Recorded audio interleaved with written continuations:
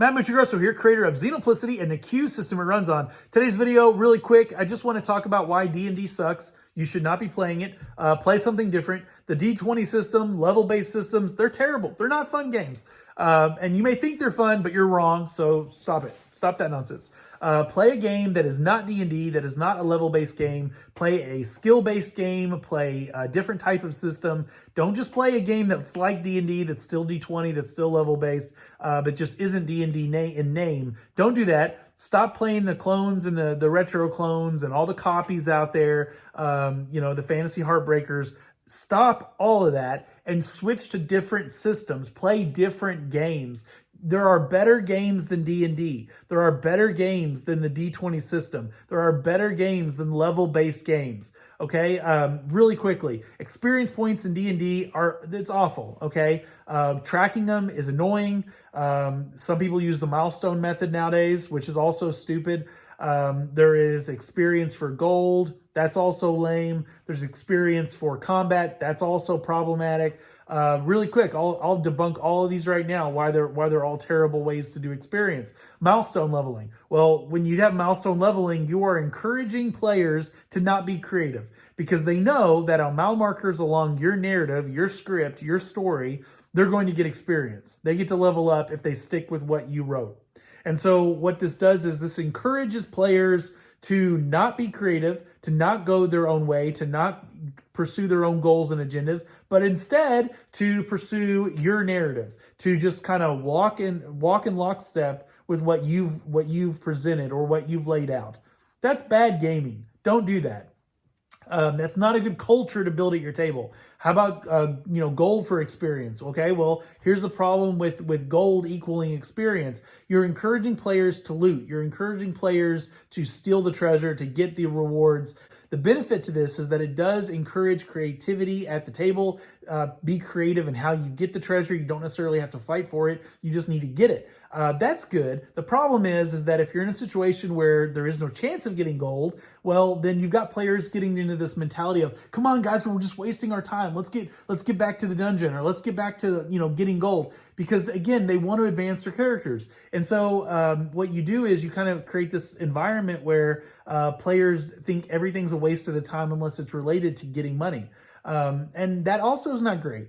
And then as far as, combat for experience, that's also terrible because it gets this weird kind of mentality of you want to be the one that kills the thing. And all you care about is killing things because that's how you get experience. I've had times in games where I was outnumbered, I was a player, and I really wanted to kill this bad guy because I wanted the experience. I needed the experience, but I was losing the fight. And so other players came to help. They brought their player characters over and they strike the bad guy. They kill the bad guy. And then inevitably you get this conversation like, dude, why'd you do that? That guy was mine. That was my kill. You stole my kill, right? That's a bad mentality to have, right? Naturally speaking, in a real world, if I'm outnumbered or I'm getting killed by somebody, I want my friends to come help me. You better come help me, friends, because I need help. But in the game, if it's about killing the monster to get the experience and someone kills them for you, you've lost the experience. That is not a good mentality to have at your table, right? So all of these methods have their own problems. Now, there are other games out there that do advancing better, okay? They just objectively better. One would be Vampire the Masquerade, and really kind of, I guess, any White Wolf game kind of does something similar to this, and that is that you just get experience for role-playing. And you can spend those experience on anything you want to level up in the game. This is a better method, okay? What about games like Call of Cthulhu, where depending on what you use in the session, what skills you exercise, those things have a chance of leveling up. That's a better mechanic. That's a better way of advancing a character. In my own game, Xenoplicity, we do something similar to this. It doesn't work exactly the same way, but it's the same kind of idea. The things you use at the table in the session, those are the things you can advance. Those are the things that might advance at the end of each session. This is a better mechanic than what D&D offers, because what you're doing is you're encouraging players to just play their characters, to just do whatever feels natural and good and in character for them, to play that person. And then whatever they're doing naturally in the game, those are the things that will advance. Those are the things that will get better. This is a better way to do it. Objectively, it's just better. It's going to feel more natural. It's going to feel more immersive, and it works very well. Okay, and there's no keeping track of all these crazy numbers and waiting till you can't count so many 100 or 1,000 experience points before you get some kind of reward. Forget all that.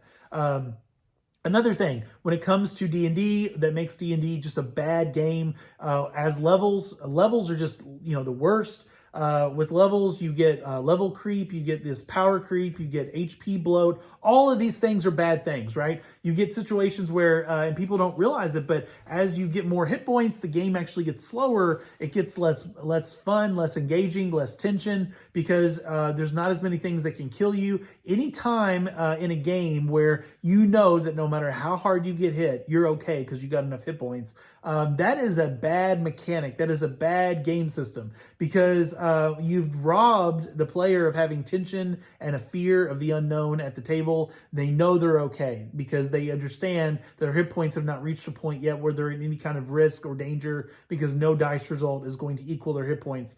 That's bad. And as characters advance and level up in D&D and games like it, they become almost invincible killing machines. They know they can jump off a cliff and the damage won't kill them.